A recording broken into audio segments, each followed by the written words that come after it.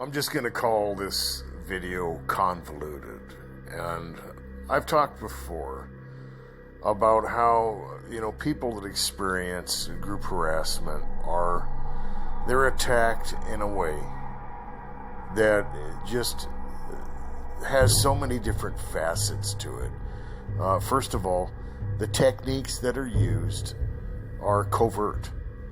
And when the target tries to get help,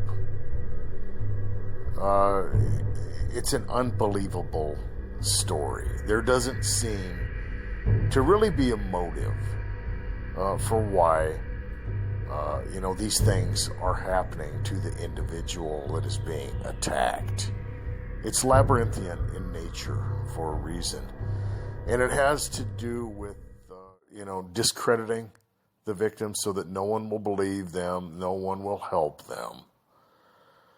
And it also, fits the criteria of, some type of mental disorder. Because, of course, the person is going to seem so sincere. They are going to obviously, at the very least, be judged as someone who believes what they're saying. Right? They're going to believe their own story. But the other people around them, they're not going to see it as legitimate. I've talked a lot about how psychiatry has the perfect criteria for diagnosing someone with mental illness in conjunction with a victim of group harassment or gang stalking. It's perfect. It fits perfectly. They're hallucinating. They are, just seeing things. They're reading into everything. They're paranoid. They're unrealistic. They're having delusions of grandeur. They're having a persecutory delusion. But of course, that's just, the design of this whole thing. Factitious disorder is another popular diagnosis for people who experience this because, like I said, they do believe it in the manner that they could be diagnosed as not being a pathological liar. Sometimes that happens. And of course, when that's the case, they are questioned heavily. A psychiatrist or a counselor, maybe a doctor or the police or whatever, they're going to say, well, because people, what they'll do is they're going to try to, write you off, because they don't, a lot of times when people try to get help, it doesn't matter what it is, unless they've got a lot of money or something. People are going to listen, and then, it's depending on what's going on, they're going to try and find ways of getting out, of really doing anything for whoever it is. And, with the targeted individual, for example, people are going to be concerned, the police, a doctor, whatever, and, then, there's a lot of accusations that are going to fly around the room, right? Well, what is happening to you? Well, these people are doing this or they're doing that. I'm experiencing people breaking into my house. I'm experiencing, this happen or that. Oh, wait, and some people are going, well, wait a minute. Well, why? Why? And then, of course, it starts to get suspicious. And I've mentioned before that a lot of times targeted individuals, they get sent messages. And they start to believe, after they get these, multifaceted, multi-tiered, group attacks, whatever they are, street theater or, the break-ins, the workplace harassment and all that. And they are sent those messages that somehow they are special or there's another, ridiculous, excuse that they are fed as to why these things are happening.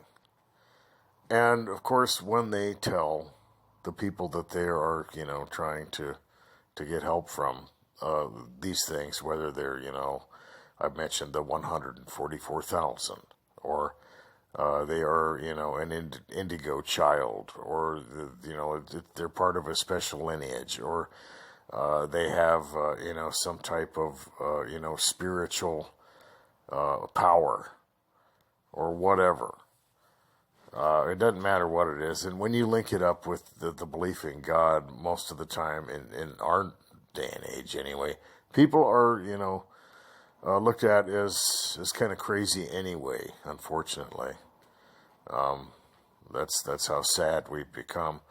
But then, all these different little stories and tales, and well, what happened there? And of course, then at that point, most of the time, people have already decided that the person is nuts, that they are literally crazy, and they need help. And that they are a victim of either a mental disorder or a very active imagination. And, the people are, of course, sometimes maybe even in tears, or they're angry. And you can tell that, like I said before, that they believe this. And, some of the comments you're going to hear, and some of you out there that that are listening to this may have heard this. Well, I believe that you believe that this is going on. And how much more of an insult can you get on something like that? And that's why I always tell the people on my channel when I'm talking about this stuff, if you are going to tell someone, if you are going to reach out, or even just talk to someone that you have befriended, you better be careful.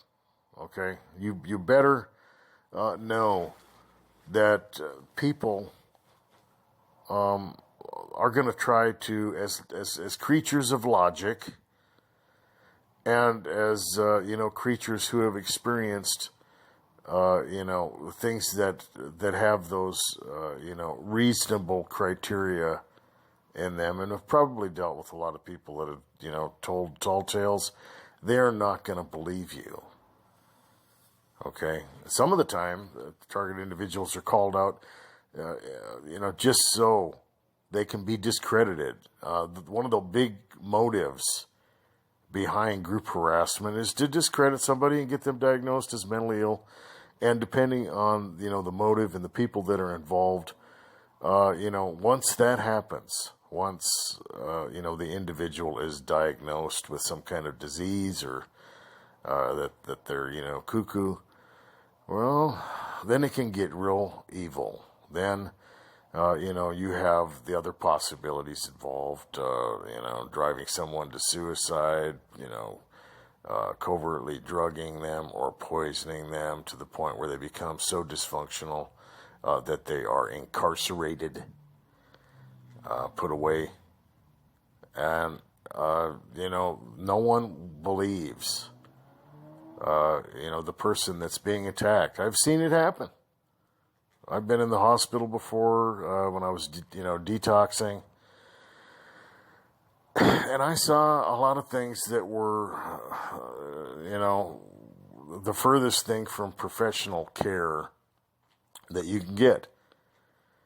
People with fake name tags that are, trying to convince patients that they are hallucinating, just garbled up little letters and symbols and stuff. And I had them play that game with me. Can you read my name tag?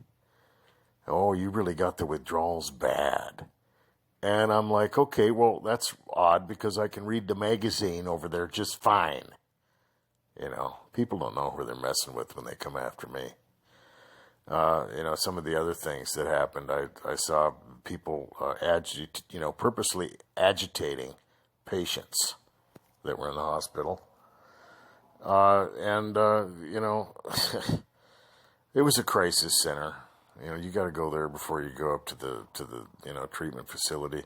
And I saw all kinds of things, ridiculous things. Some of the staff were, popping pills, and and talking all this crazy stuff, just, feeding into, the induced psychosis of some of the people that were there. And, it is what it is. So, what happens? Well, that's one of the motives.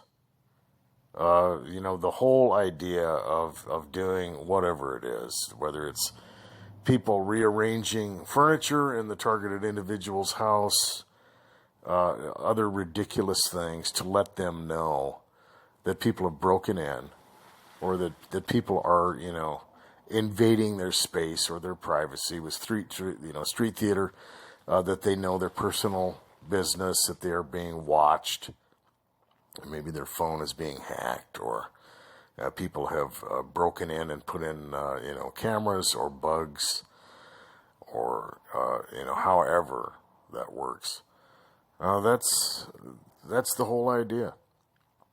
And the fact that it comes from a lot of different directions is going to give that ominous effect to the targeted individual, to where they're going to come to conclusions. And I've talked about that before. If you throw out the spiritual, side of this whole scenario, you're going to find yourself coming to conclusions that just feed into that convoluted, labyrinthian type, explanation for your harassment. Because, of course, at that point, when whoever it is trying to get help, tells, the doctor or the police officer or whoever, hey, I'm getting this stuff, and, people, they're harassing me at my workplace. They're coming up to me in the grocery store. I've got people yelling things at me out of cars, and I'm they're biting me or whatever. It's happening in all these different places, at the doctor's office, at the dentist. What's going on? Well, what do you think?